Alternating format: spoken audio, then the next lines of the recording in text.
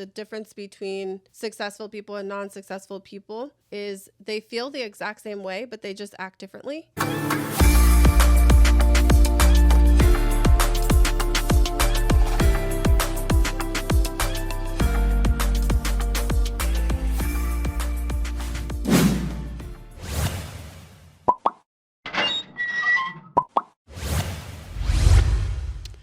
Welcome to Profession Session. I'm your host, Brody Vinson, and in this show, I highlight professionals of all different industries, whether they be corporate stars, entrepreneurs, or business owners, and talk about the things that have allowed them to be successful so quickly in their field. Today, I have Bianca Rist with me. Hi. Bianca, thank you so much for being on. Thanks for having me. I really appreciate it. I'm excited to get into this. You have a very interesting career to talk about. Thank you. I'm excited to do this. Absolutely. Well, I think the best place to always start is just kind of how you first started in your career. And I know for you, that was medical sales at first. It was. So it's interesting. I got my degree in broadcast journalism, hated it. Got out. I actually did my internship here at Channel 4. I was working as a receptionist at a skilled nursing facility and ran into like one of the medical sales directors. And I said, I have a degree, but nobody will hire me. I don't have the experience. How do I work with you? And I did the interview, got in, and I did medical sales for a while. And I learned a lot. I was very awkward at first, but I learned a lot about talking to people and getting my foot in the door and getting to the decision makers and selling in general. So it really actually set a very good foundation for what I do now and what I've done. And towards the end of my medical sales career, I just was not a good employee. Like I just really wasn't. They wanted me to do certain things that I felt like I was doing duplicate work. They wanted me to do certain things where I felt like there were other processes that could have been more efficient. Right. And so I was just kind of like the rebel that was like, I'm going to do this the way that I want to do this. Yeah. And obviously it didn't work for the company. And so I just realized that because being in sales, you're growing a territory and you really do take ownership for that business and you really are growing the business. And that's kind of what you're doing the entire time. And so it really gave me that entrepreneurial spirit, that entrepreneurial bug that I don't think any other career would have done for me. So towards the end of that career, I actually ran into a good friend of mine at a JU alumni event, which is where I went to college. And he's like, have you ever thought about insurance and finance? And I was like, no, like that is not something I would ever do. That's very far from, who I am or what I'd ever want to do. But when I went in and just kind of learned more about the industry, and I learned a lot about, like why the rich stay rich, why the poor stay poor. And I think money and finances in general is an area that we don't get enough of in school. I think it's an area that I wish we could revamp our educational system to teach from a much younger age. And it's something I learned later in life, but wish I would have learned earlier. Probably in many cases through hard lessons and things like that. Very much so. That's how it is for most people, yeah. Many hard lessons. And I just honestly, I didn't think it was going to be a career path for me, but I said, you know what? Let me just do this part-time. And that's how a lot of insurance agents start. They start part-time, they keep their full-time job. So that's what I did. And I built it up, fell in love with the industry actually. Became a broker, ended up opening my own insurance office, obviously got rid of the medical sales and got into the insurance to the point where I opened my own 5,000 square foot office, recruited a ton of agents, trained agents, became a multiple six-figure earner in the industry. And, that was kind of my path in insurance. And so that's a lot that we got into there. Yeah. Let's maybe zoom back out for a second, because you went through a lot of stuff pretty casually that I think is really impressive. I'd like to talk a little bit about how you did some of those things. So I guess we could maybe go back to first getting into the industry. Obviously you kind of built it on the side. At some point you probably decided to go full time with it. Is that right? Yes. So what was the telltale sign maybe that you decided to branch fully off and go full time with that? Well, one, I didn't want to work for someone anymore. And in insurance, I was more so like an entrepreneur, you could say, because kind of like real estate, I was under the company umbrella, but you really become like the broker. So there's brokers and agents in real estate. Same thing in insurance. You have brokers and agents. And so the agent, like a lot of times in real estate, starts part-time. They can open their own brokerage, right? So that's kind of the same thing in insurance. And for me, it was not only just not wanting to work for someone anymore, but I really did enjoy the whole process. Yeah. And for me, business is a process. And if you fall in love with the process, that's the whole point of it. And so I did. I fell in love with the process of it. And it was just, how do I grow? How do I scale the office? Increase income as well. And I knew that also in medical sales, I would be capped. The most you can make in medical sales, and maybe $250,000, right? And if you're the best. Yeah, if you're the best. And that's a very small percentage, 5 to 10% of the industry, whereas most are stuck at, the 100,000s, somewhere around there. And so for me, it was, if I'm putting in all this effort and work, why not put that same effort and work into something that I can still do the same amount of time, but I can scale myself to a multiple 6-7 figure income. Right. And that was insurance and finance. And so you start realizing that you kind of branch off on your own. And then you mentioned that, you kind of mentioned casually in passing that you build up to this point where you've got over 100 agents under you. And I'm sure there had to be some big challenges that came with that.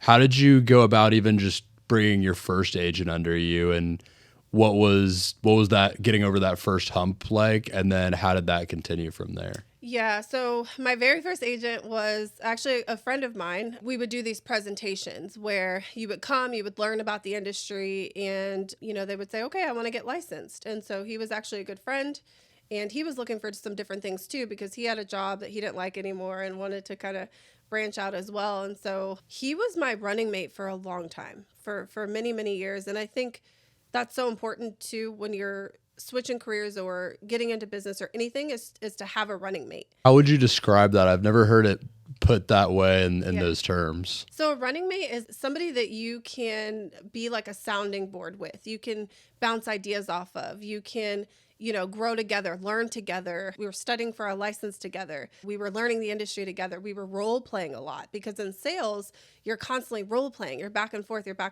and you got to do a fair amount of role play. Reviewing how to overcome objections, things like that. Yep, overcoming objections, sales presentations, prospecting for new clients and new agents even, if you're looking to grow the agency. And so we would do a lot of role play, a lot of back and forth in that. And, that was kind of my first. And then from there, it was just talking to people. Hey, anyone that's looking for something part-time, somebody that, wants to go into business for themselves, but they don't know what to do. And getting people that are, hey, I want to make, an extra few $1,000s per month. Well, hey, we represent these really big companies over here. We've got several different companies that we represent. You can make, an extra few $1,000s a month with us. That was just kind of the beginning of it, and it grew from there. Very cool. So I think obviously over 100 is a large amount. I think it might be interesting to focus on maybe a couple milestones along the way of that and how things shifted as you went. So we could start with, how did things change when you got to around 10 people? That's a good question. So 10 people was pretty much, I would say, still small and intimate, still able to kind of like role play and bounce ideas and things like that. It was easier, I would say, with 10. I would do a lot of trainings with just us 10. And doing like early morning trainings, like, hey guys, we're going to do, a training at 5:30 in the morning, before you go to work. Come to the office, we'll role play, we'll learn, we'll go through these different things together. We did that. And that was kind of the beginning growing phases. And that was actually before I became a broker. Okay. I was acting like a broker before I actually became one. And I think that's important in business as well. Putting yourself into those shoes that you want to be in a way. Exactly. Okay. So 10, you're still able to maintain that kind of intimate setting. You're still able to do a lot of the role playing. What about 25? So 25 is still a good number. It's still small. It's still intimate. You're still able to, do those trainings and things like that. But now you start to find your leaders, like meaning you start to find people that you can train faster than maybe somebody else.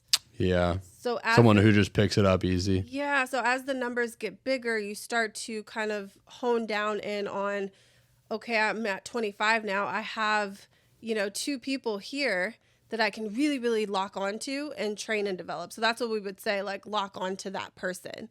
So these are the more serious people. These are the people that pick up things faster. I can teach them. They're coachable, and coachability is a big thing because. What are some traits that show that, or some things, some telltale signs to look for?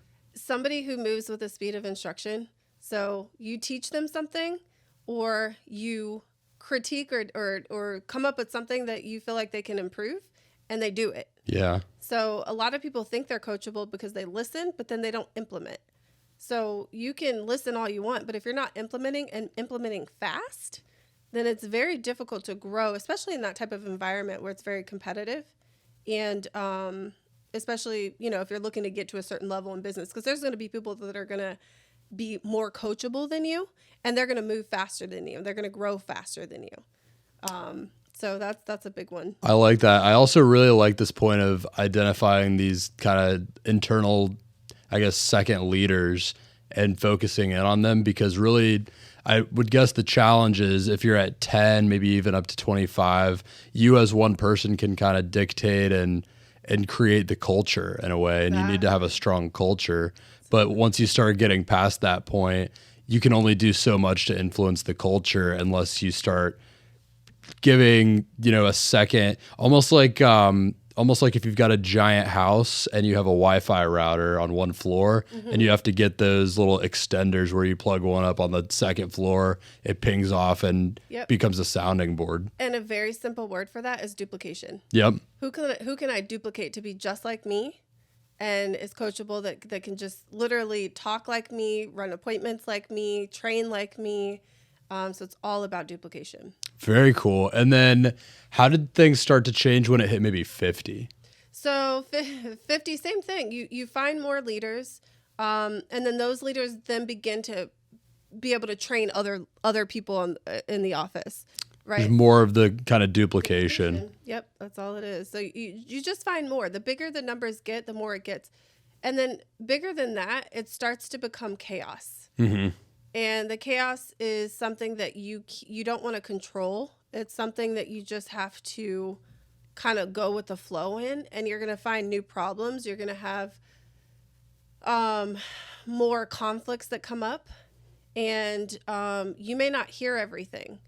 But hopefully, if you've trained those leaders that are closer to me, if you've trained them, you just hope that culture will bleed through all the way down. Yeah, because at a certain point, you can't get to everyone. I mean, they'll hear you, and I would train every 3 times a week, and they would hear from me. But there's times where I'm not there. I don't hear as much. Yeah, you can only answer so many deep questions and things like that. Yep, and then it becomes a game of, okay, I can't talk to everyone. I'm going to talk to my key guys, and then my key guys can talk to you. Yeah. You know what I mean? And then if there's a newer person that is very coachable, and they are very, somebody who's very promising, who can pick things up quickly and really get results fast, then that's somebody else that I would look to lock onto, even though they're newer. So I would get that information from the people that I've already trained. So you're dealing with the chaos, accepting the chaos a little bit, doing the management that you can, but also continuing to do that locking in when you identify those kind of microcosm people. That's exactly right. Very cool. Yeah. I love that. It's very interesting hearing just about how quickly that happened. What was the time horizon on that whole thing, kind of from start to person number 1 to person number over 100? Yeah, so I was an agent for 2 years. Actually, I'm sorry, 2.5 years before I became a broker. Mm-hmm. So when I became a broker, I was a broker for, I want to say, 1.5 years before I even got to my 6 figures. Mm-hmm. So I took longer than some, but still quicker than others. So everybody's on their own time horizon. Because you had started with the full-time job, still doing that as well. Yeah, so I was doing both, and I have a daughter as well. Mm-hmm. So I was doing both. So I was, full-time medical sales, part-time insurance agent, and juggling both. And then once I got rid of the medical sales, becoming full-time, that full-time was full-time. I mean, you're talking 60 hours a week plus. And, it just kind of took off from there. Wow. So it still feels like that's pretty quick to build such a big team and be able to learn all those lessons. Yeah. Well, and that's the other thing. I had really, really good mentorship. I had really good leadership. I had really good people that I could learn from and pick up their mistakes, and mentorship, people I just can reach out to and ask questions.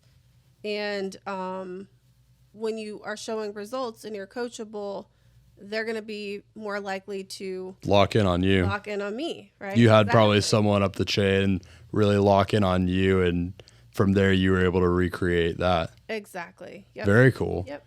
Now, so we know that you went from that to what you do now.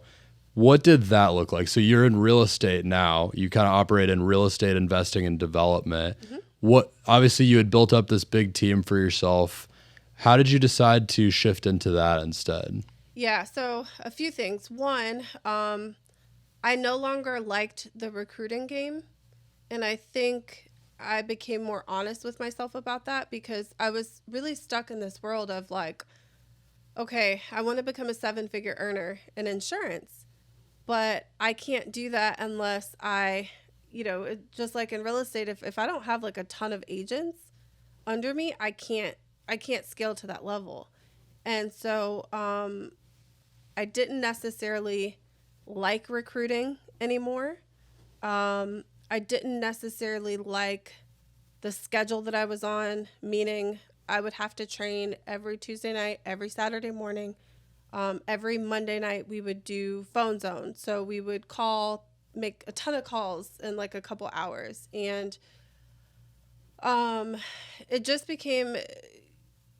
So in insurance, you can build your book of business up to a certain point and you can sell it. So yes, I could have still done that. But I didn't resonate with that portion of it anymore. And the other thing was listening to Alex Hormozi. We talked about him before. And absolute stud. I love him. Right? He's great.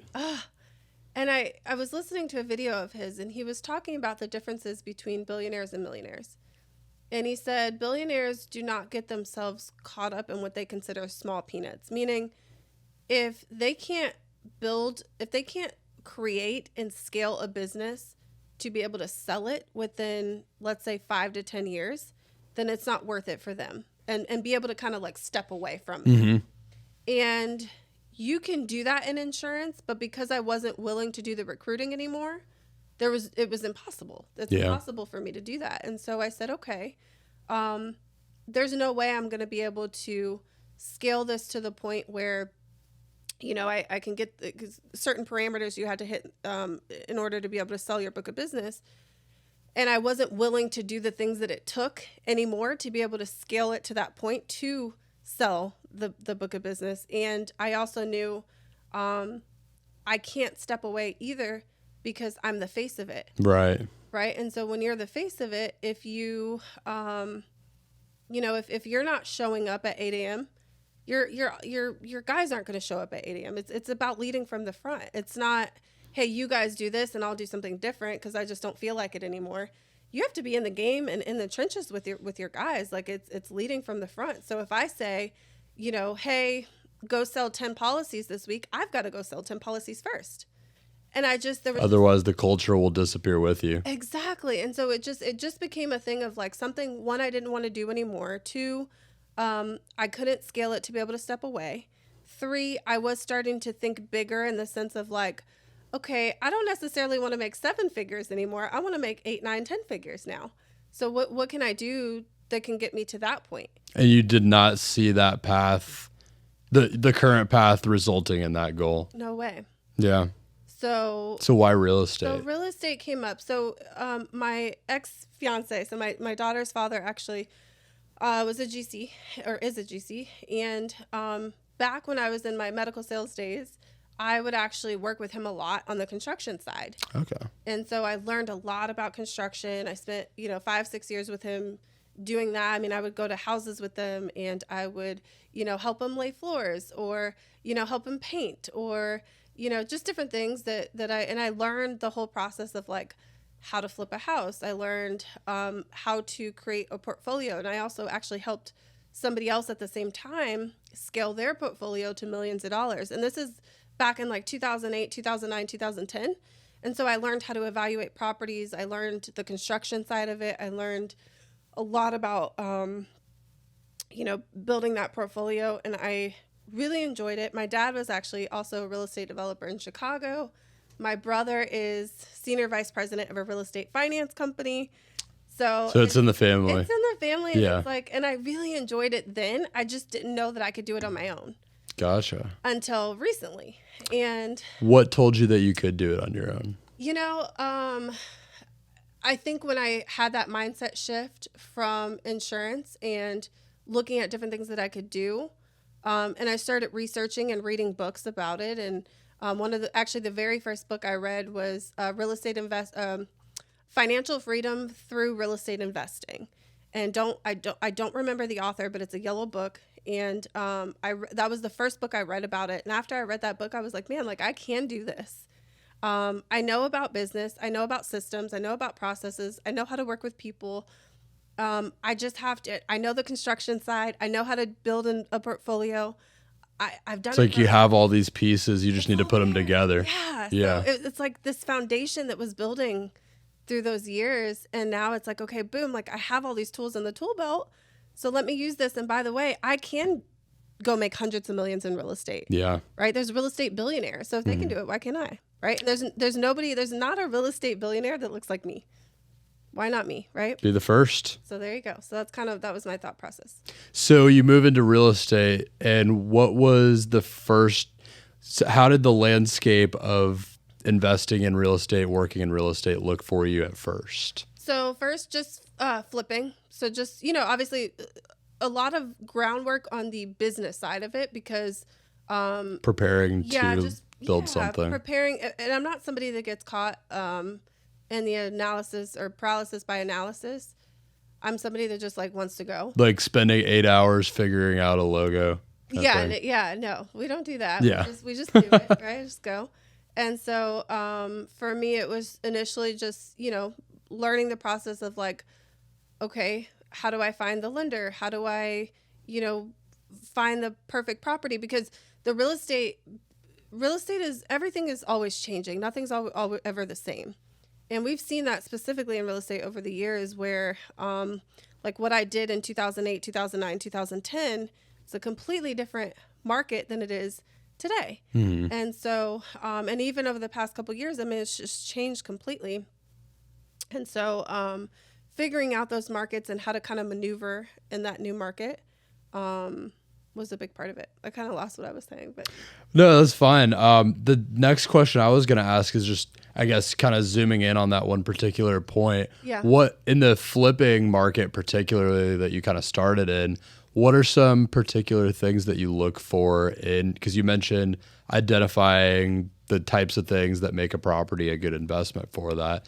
What are some things you would look for in a flip that's maybe one of your first flips? The very first thing always is buying right, what we call buying right. You got to buy the property under market value. You got to be able to run the numbers. For me, it's all about numbers. If the numbers tell me no, then I'm not going to try to finagle them to make it tell me yes, or vice versa. So definitely figuring out, looking at a specific property, evaluating that property, but buying the property right, because you're going to make the money on the buy, not on the sale. So right. You're going to always make the money on the buy. Interesting. Okay. So trying to figure out what's below market value, does that just involve looking at kind of comps in the area and what they might have sold for recently? It's typically going to be a project that's going to need rehabbing. So I go to wholesalers mostly, and wholesalers are interesting because they're like the boots on the ground of finding all the distressed properties. And yes, you can find some in the MLS and go through a realtor and all that other stuff, but that's what wholesalers do. And so for me, I would just go on to Facebook groups. There's a ton of real estate groups that you can find. There's Yellowbird, there's, Jacksonville real estate, Florida real estate. There's a ton of them. And these wholesalers will post, hey, I have this property. It's the purchase price is this, the rehab is this, and the ARV is this. And so I would just kind of initially, before I kind of like jumped in, I would just say, okay, this is a new market. Let me learn this market. Let me evaluate these properties. And so I just got really, really good at evaluating properties. And I would do that, like literally spend the entire day just looking at property after property, evaluating them. And then I got really good at zip codes and, locations and, what's a good price for this specific zip code. Gotcha. So just diving in deep, looking in the Facebook groups, figuring out, just learning the landscape completely. Exactly. Getting a feel for it. Yeah. It's all about the feeling. Now, what did acquiring your first property that you flipped look like? So I went in with one other person. So we call that a JV, so joint venture.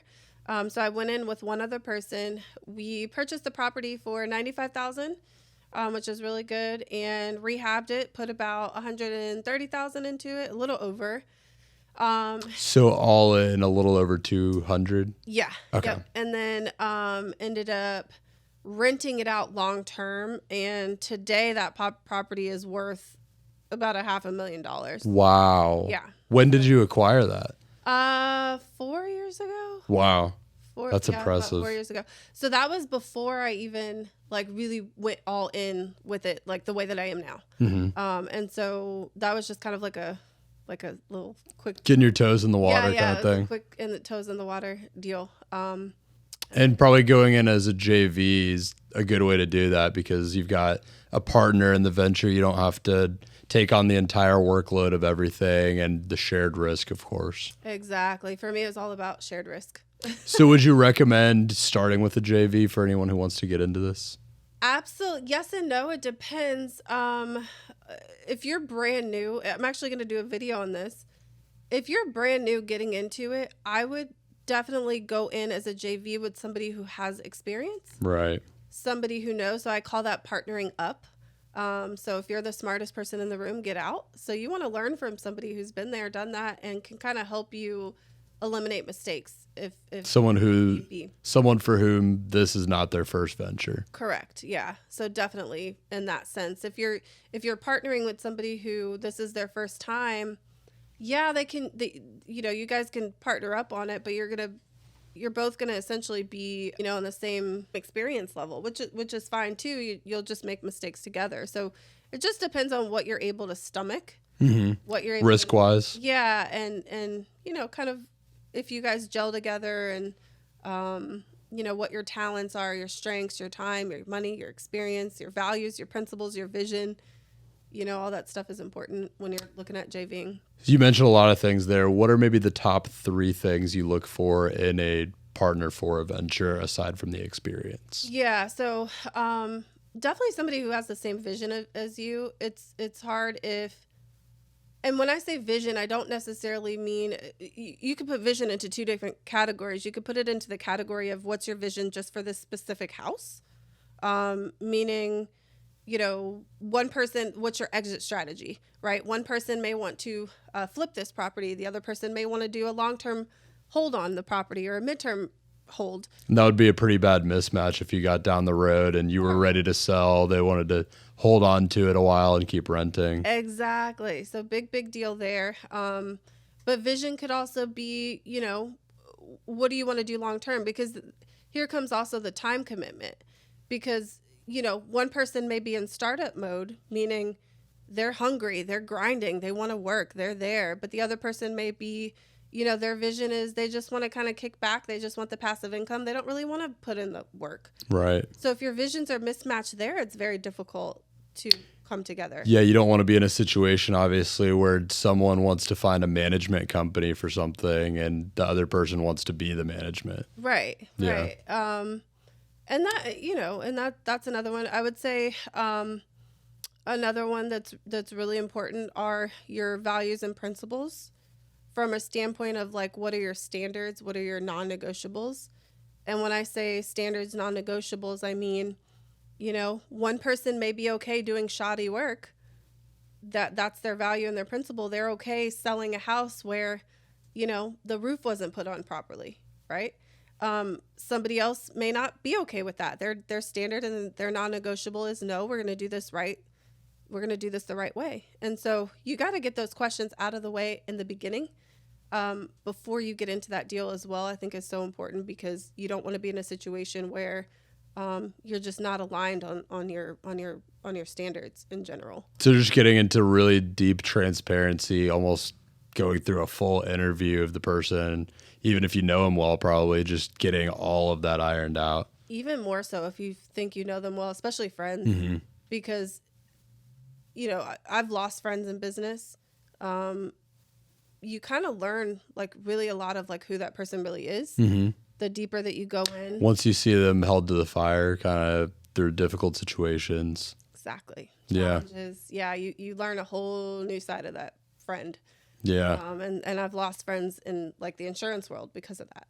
And now having that experience, you're probably able to rule out certain things where you would not go after the venture that could result in a lost friend, and you just don't pursue that. Exactly. I like that. So that was talking a lot about what to look for in a flip.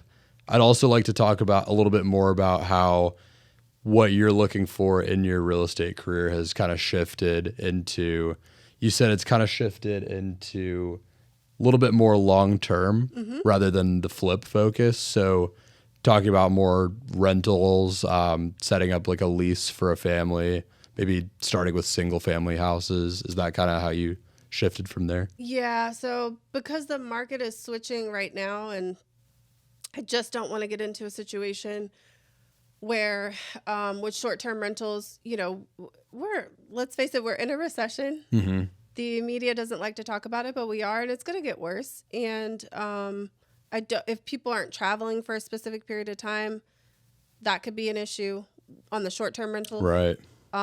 Another issue on short-term rentals could be, you know, a lot of people, Airbnb, you know, changing their algorithms, and people, a lot of states and cities that have control over rules. Been hearing a lot about this, actually. There's many cities where a lot of people are losing their Airbnb privileges due to state regulations or that county, right? They're switching those rules. It's things like counties dictating that you can only rent it a certain portion of the time, or you have to live in it personally a certain portion of the time compared to how much you rent it out, stuff like that, right? Yeah, and if you don't follow those rules, like, you could have jail time. Yeah.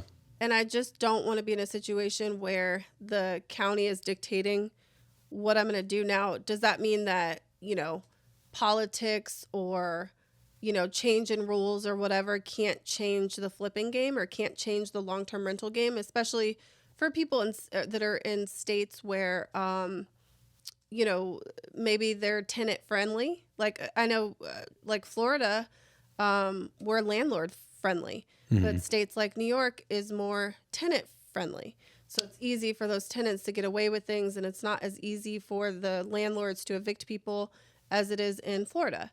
Right. And so, you can get into those situations where politics and rules and state and things like that play a big difference. But the difference is like just increasing your chances in general. Yeah.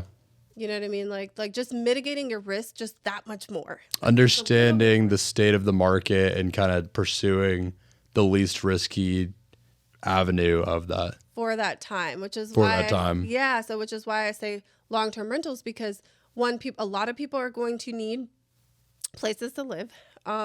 Especially with rent getting so out of control. Rent is going so high. Interest rates on purchasing is pricing a lot of people out of the market, where they were able to purchase so much house for this amount of money. But because that interest rate is higher now, they can afford less of a house, and they don't want to do that because it's not their dream home. So they'd rather rent. And that also allows a lot of those renters to actually or the landlords to actually have more quality renters as well, because these are high income earners that they just can't purchase the house that they want. They, you know, January of this year, they were able to purchase a house for $750,000, but now they're able to purchase a house for $400,000, and it's not up to their standard. And so a lot of people that are renting now are now forced, or people that wanted to buy are now forced to rent. But now that's a quality renter because they could afford a $750 before, they just can't now. Yeah. So it's a good time to be in the long-term rental game is what you're saying. Great time, and the rents are going up. Mm-hmm. Which is good. So it's unfortunate for for the renters. For renters, but they have to have a place to stay. Yeah. They have to, and they're not going to come down that much more. Yeah. Over time. So if you're looking for something, just evaluating that as well, there's the 1% rule on long-term renting. So like, meaning if the house is $100,000, you want to be able to rent it out for at least $1,000 a month. Yeah. Okay. $200,000, $2,000. So that's a very generic rule, and it could change based on the market as well. But I hadn't heard that before. That you would call that applicable to today's conditions? Yeah. Okay. But that number is actually higher now. So it's not 1% now. And sometimes it's maybe a little bit more, maybe like 1.5%. So you're seeing a very interesting change, but I think even that's going to change because in some markets it's the opposite. It's no longer 1%, it's less than 1%.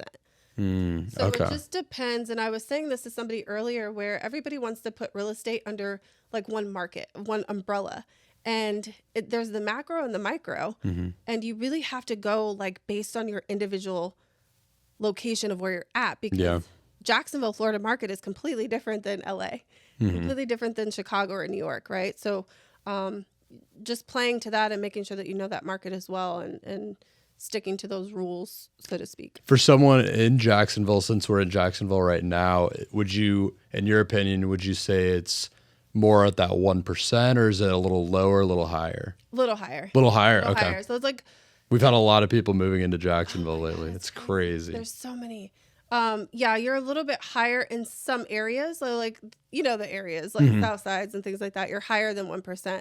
And then there's some areas where you're just about that 1%. But yeah, Jacksonville's a great market for long-term rentals. Okay. Well, sounds like you're in the right game then. Yeah, right? So that was the shift and why. So that's talking about single family long-term rentals, which is kind of how you got started with it. You mentioned before that you have aspirations to get more into multifamily long-term rentals. Yes. What are some of the challenges that come with that? I mean, I would imagine obviously having the capital, you have less of a selection of partners that you can go in on that with because of capital needs and just experience level needs. Probably it's obviously way riskier. Yep. What are some things that you've encountered as you've tried to move into that? Yeah, actually everything that you've said, very, very good observations there. So with large multifamily, which is where I want to go and I'm not there yet, if you're going to do like a duplex or a triplex or a quadruplex, it's going to be the same amount of work as finding a 100-unit building.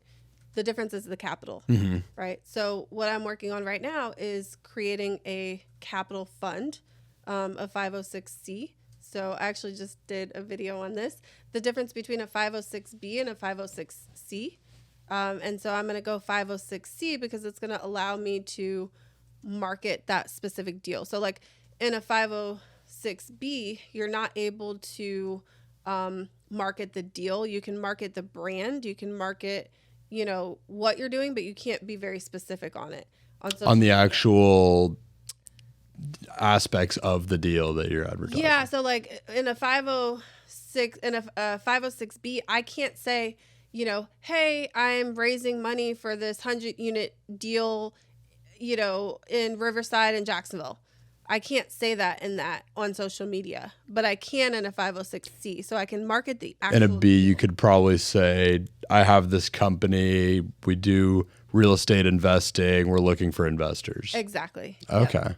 And then, but the good thing about the B is that you can have non-accredited investors and accredited investors. Okay. An accredited investor, I forget exactly what this is. It's it has to do with with yearly income or overall net worth, right? Both. What are the thresholds for that? $200,000 income, $1 million net worth, or if you're married, $300,000 together, $1 million net worth. Okay, and you have to have both of those. You have to check off both of those. Both, yep. And then in both, in the B, you can pretty much just ask for documents. but you have to be, the SEC is going to want way more documentation on like what it is. And a 506, or what they have to make sure that they are. But in a 506c, you can use like a third party verifying company that will go in and verify those things. So you do have to do your due diligence and make sure that they are accredited. But as long as they're accredited and that's checked off by the third party, they're good. So it's probably easier to find them, and way easier. And they're going to be more attracted to it probably because they can hear about it specifically. Exactly. Yeah. That's interesting. And I can use social media. So that's the biggest thing. It's if I had already had a base of, people that have money. I mean, I know people that would want to invest in it, but not to the point where I want to raise $20 million. Right. Right. So I don't have that base. So it's going to be easier to be able to use social media to do that than it would be to just kind of go to them individually, because I just don't have that pool. Have you heard of creator properties on YouTube? No. So it's do you know who Graham Stephan is? Uh-huh. The finance guy? Yeah. It's him and this other guy, Ryan Pineda. Yeah, I love Ryan. Yeah. So they are both heavily into real estate investing, and they actually started a company together. I was listening to an interview about it where it's like a real estate investment trust. And I would guess, now that I know that distinction, it's is it 501? Or 506. 506. I think I'm thinking like a charity thing with that. 506c, I think, is what it is. So it's only accredited investors, but they advertise through their large platforms and take on these huge deals with all these people, all these accredited investors. That's exactly. It's kind of like the same kind of principle. Yeah. It's the exact same thing. They're just a little bit further ahead than I am right now. So you're but that's where I'm going. Yeah. Very cool. So you're trying to kind of build up this base, start kind of advertising it through social media. So you said you do want to start out with the process of creating it now, but go ahead. Sorry. So you said you do want to start with the 506c and go straight to that, though. Yeah. I'm just gonna go straight there because I don't have the base. And you can go from a B to a C as long as you haven't gotten investors yet. You can go from a C to a B as long as you haven't advertised it yet. Okay, interesting. So I'm saying, okay, why not just go straight to the C? And if you want to be there eventually. Yeah, and just be done with it. Just to be able to advertise, honestly. So what are some, obviously you're creating it right now, but just kind of thinking ahead. I like to always kind of think about future aspirations on this show. What are some visions that you have for the way that advertising that will start to look? So as I'm creating the social media content, it's all about, gaining trust and credibility. So it'll take time, but just, continuing to put the content out there, continuing to let people know who I am, continuing to network. I also have a networking group that I do in Jacksonville. We meet, once a month. It's, awesome. It's really fun. And so just continuing to connect with people, continuing to get, the name out there of what I'm doing, continuing to gain the credibility, and then eventually being able to, pull all of that together at the right time to be able to raise multi-million-dollar funds for specific properties. Very cool. So I'm just kind of seeing it all come together here because, as I know, we were talking about this a little bit off air and through our mutual connection, Andy, you're doing a lot of content marketing, kind of organic content marketing. So right now for you, it's about building that base by just showing your expertise and your knowledge in the field. As you continue to kind of build up capital, eventually you'll have the capital, you'll have the base. You can bring those together and bring in those accredited investors. Exactly. Very cool. Yes, that's exactly it. Very cool. That's really exciting stuff. I'd maybe trying to hit you up if I ever become an accredited investor. Right? Yeah. You'll become one for sure. Yeah. So, and this is a selfish question. I am thinking about getting into my first venture, and I happen to be looking at a deal right now that's actually out of state. Mm-hmm. Is that something that you would recommend? Is that something that you would recommend against, I guess, is more my question? Or is it not as big of a deal that you're not there and present for it if you have a good partner to go in on it with? I was going to say it's all about the team and the trust that you have with them. So as long as you do your due diligence, any market is, I mean, you know, honestly, any market, good or bad, is okay to do out of state, as long as you do your due diligence. You have the team, you've got the realtors that you trust that can tell you different things about that specific market. Go see it and kind of see what you're thinking of. But yeah, no, people invest out of town all the time. You just have to know what you're looking for, and know that your market is different than that market. So you really have to study the trends of that market. Why are you in that market? Meaning, what's the job growth in that market? Why are people there? If you're in a market where it's mainly dominated by one industry or one big company, that's difficult, because what if that one company decides to leave? Mm-hmm. Then you're going to lose a lot of the population there. Now you're talking just one house, which is not as risky. But if you're talking about building an entire portfolio there, that could become very risky. Sure. Or if you were talking about a short-term rental kind of situation, that'd be a really big deal. Exactly. If you lose the draw to that area, then you lose the market. Exactly. So really look at the demographics behind why you're investing in that market, I think is important. And just, if it all looks good and you've got multiple industries, multiple companies, people moving there, it's going to be a solid, good location, that sort of thing, go for it. As long as you got the team to help you while you're away, why not? Cool. That's good to hear. Yeah. Well, on kind of a different note, another thing we had talked about a little bit off air is the kind of entrepreneurial mindset. You mentioned earlier in the interview how you kind of realized that you had that through some of your experience, and that led you down a totally different career path that it seems like has worked out really well for you. Mm-hmm. You wanted to talk a little bit about the mindset versus the skill set. Yeah. So I used to tell my agents in insurance all the time, and this is true for business in general, that entrepreneurship is a mindset first and a skill set second. I can teach you the skills all day long. I can teach you, the how-tos, the ABCs, the 1, 2, 3s, but if you're not being strong mentally, it's going to be very, very difficult in entrepreneurship, especially in real estate, because the first time something goes wrong, how do you react to that, right? The first 2 years in any business, anything that can go wrong will go wrong. And so how do you deal with that? Things are going to happen. Deaths are going to occur. Illnesses could come up. Physical limitations. How do you mentally... Unforeseen market circumstances. Exactly. How do you mentally push through that? Now, you can know what to do all day, every day. But if you're not keeping your mind sharp and you're not able to push through those times mentally, it's going to be very, very difficult for you to succeed in business. Like, you just might as well pack it up and go home. So that's where, we would say drill for will. We drill for skill, but we drill for will a lot in insurance, because what do some of those drills look like? So it's just how long are people willing to stay? How long are they willing to role play? We talked about that. How much are they willing to the sacrifices in general, especially in business. Like, what are you going to sacrifice? Are people willing to sacrifice? Are they not willing to sacrifice? Because there's going to be times, like when I was building the insurance, I'll give you a perfect example of this. So I was actually going for like a director promotion or something, and you have to submit so much business in a specific period of time in order to get that done. And it's a 3-month process. And so once you start, if you don't make it by the end of that 90 days, you have to start all over again. Wow. Okay. And so at the time, I was actually supposed to be, I was a bridesmaid in my best friend at the time's wedding. And she was having a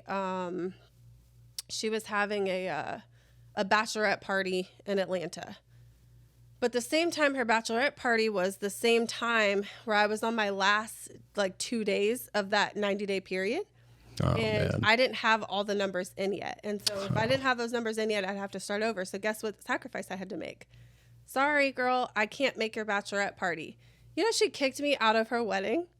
She kicked me out of her wedding because I couldn't make the bachelorette party. Jeez. But for me, I was, I have a family. This is important to me. Yeah. This is my business, my career, everything I've worked for.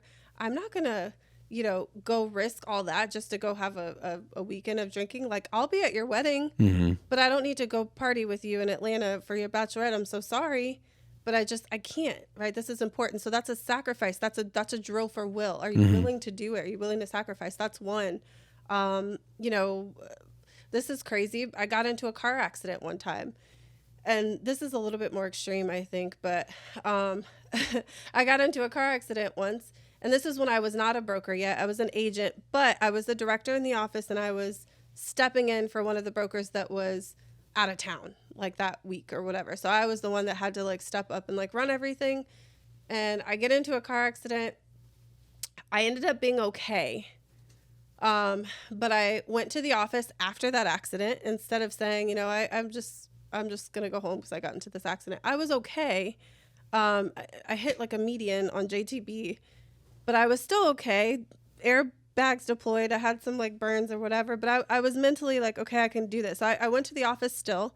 I gave my presentation. I had to show up, right? So that's a drill for will. Are you still willing to show up even though things happen? And so that's the mental versus like the skill. Yeah. Because if I might know what to do, but if I don't have the mentality to go do it, nothing's going to happen. Where do you think that mentality comes from for you personally?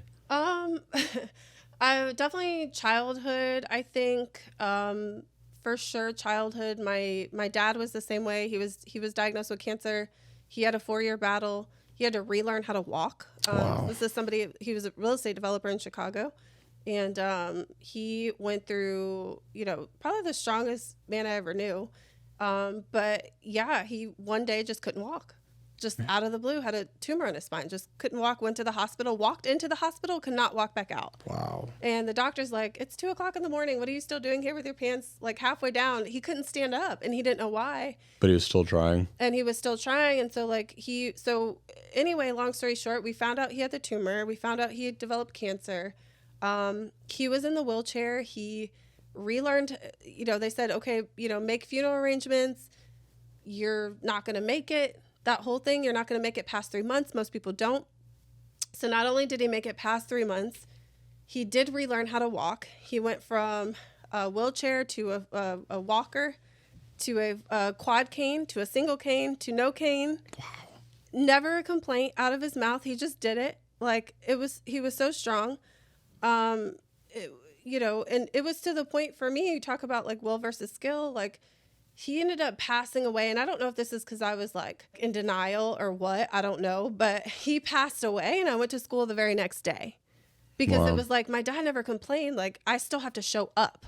You wanted to embody that persona. Like just show up. And so I think from that, and then also, fast forward to business, I just had some really good mentors. I just had some really good people that were in my corner, teaching me, training me. They gave me a lot of that like strong like business mindset to just do it and just like be there and show up and be present. And so I think between, my dad and the way that he responded to his situation and the mentors that I had, it really gave me like that mental toughness. Yeah. To be in business and kind of go through some of the things that I did. That's awesome. Now, one other thing that you wanted to mention a little bit, we talked about off air, was vision and what having vision means to you.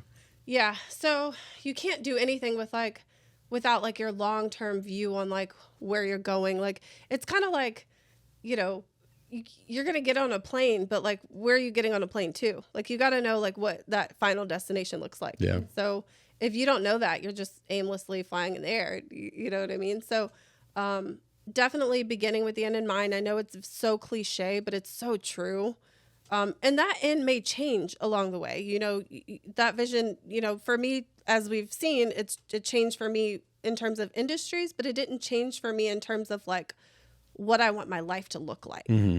Right. And so, I think if you can expand your mindset, know what that vision is, it also helps you along those times where you do go through those bad things. Because I think too, like anytime you set out in business to do anything, stuff's going to go wrong. The opposition's going to be like, are you sure you want this? Universe is going to test you. You sure you want it? You sure? You sure? Like, okay, let me throw this obstacle. Oh, he made it past that. She made it past that. Okay, cool. Let me throw another obstacle. You sure you want this? I don't know if you want this. Somebody's going to stab you in the back, right? Somebody's going to do something. And you have to be able to like get through those things. And I think that vision kind of pulls you through because you know where you're going. So it doesn't matter if things something that can always bring you back into center. Exactly. So I think that's so important to have. What are a couple things that you use to help outline your personal vision? It's just the things that I want. Like, what do I want life to look like? You know, where do you want to be in 3, 5, 10 years kind of thing? Yeah, exactly. Like what things do I want to be dealing with? What things do I not want to be dealing with? And being very honest with myself about those things. And then kind of, you know, seeing, you know, and then setting that up. So like if, you know, certain house that I want to build, right? Like, what do I need? Well, like, what am I willing to do to have that? Right. And so I'm able to, because I know what that looks like. I know like what I'm willing to do to get there. Make sense? So like, so yeah, I think that's important. Very cool. Now, I have a couple repeat questions, like we talked about a little bit off air, that I like to ask in every interview.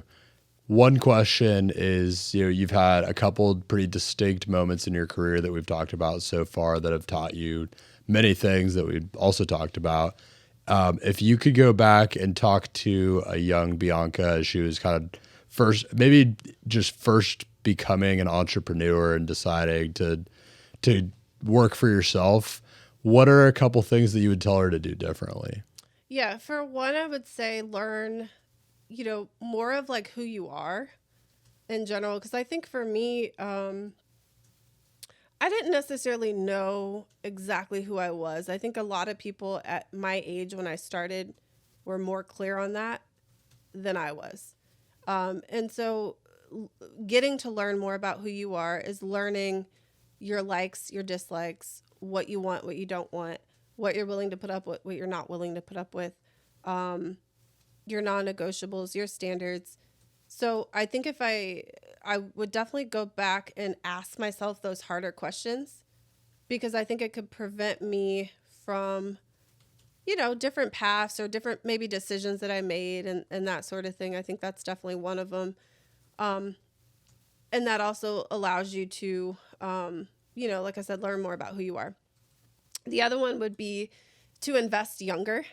If I could have done that, like if I could have invested earlier, like in my, you know, 20s, like right after college or any of that, I definitely would have done that for sure. Now, for you, would that have looked like real estate investing?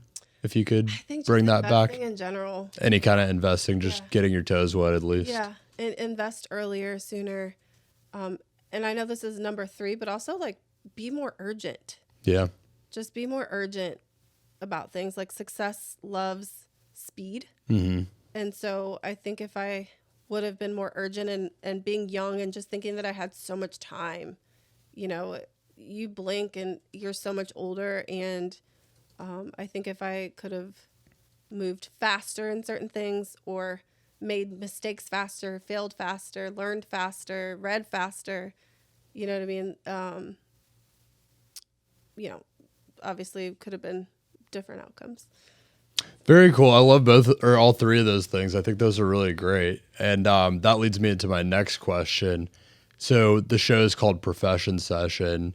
Obviously, I talk to professionals and kind of figure out what their careers have looked like. What does being a professional mean to you personally? So being a professional to me means showing up, I think. And we talked a little bit about this, but there's going to be times the difference between successful people and non-successful people is they feel the exact same way, but they just act differently, right? So like, you know, somebody who has major success has the same feelings of like, man, I just really don't feel like doing this today, right? Or I really just don't feel like talking to that person, or I really don't feel like making that call, or I really don't feel like, you know, going to that property, or whatever the case may be. They both experience the same thing. The difference is This one just decides, okay, I don't feel like it, so I'm just not going to do it, right? Whereas this one says, nope, I made a commitment to this. I have to show up. I'm going to do the things I don't feel like doing. And so therefore they become more successful than everyone else because they're willing to do the things that other people are not willing to do.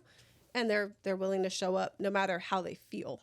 And I think that's the most important thing that a professional can do. I love that because they ultimately have that bigger purpose. They know it's for a reason and it's going to take them where they want to be. Their vision. That's beautiful. Well, is there anything else that you would want to go over? Anything else you can think of that you'd like to leave the audience with?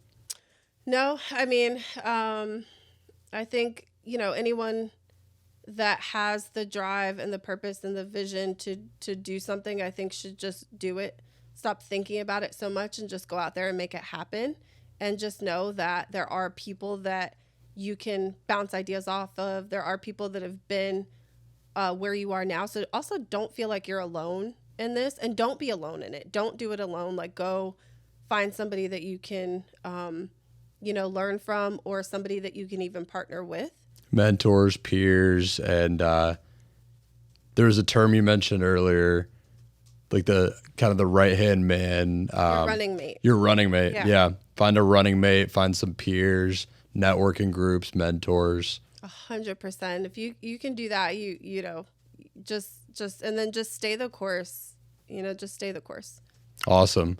Well, Bianca, thank you so much for being on here. This has been really awesome. I've really enjoyed our conversation. I enjoyed it as well. It was very cool. And you can find all of her information in the show notes if you're listening on audio, or the description if you're watching on YouTube. This has been Profession Session. Stay tuned for future episodes, and until then, signing off. Thanks so much for tuning into Profession Session. I'm your host, Brody Vinson. Stay tuned for new episodes every week and short clips of deep dives into specific topics that I put out on different social media channels. We could be found on YouTube, Instagram, LinkedIn, Facebook, TikTok, all major podcast platforms. You can find my guest in the details of this video or podcast. And if you happen to know a young standout business owner, professional, or entrepreneur that you would think would be a good fit for Profession Session, DM me or get in contact with me anywhere and just let me know. And they could be the next to tell their story here. Until next time, again, this has been Profession Session. Stay focused, stay hustling, and stay networking.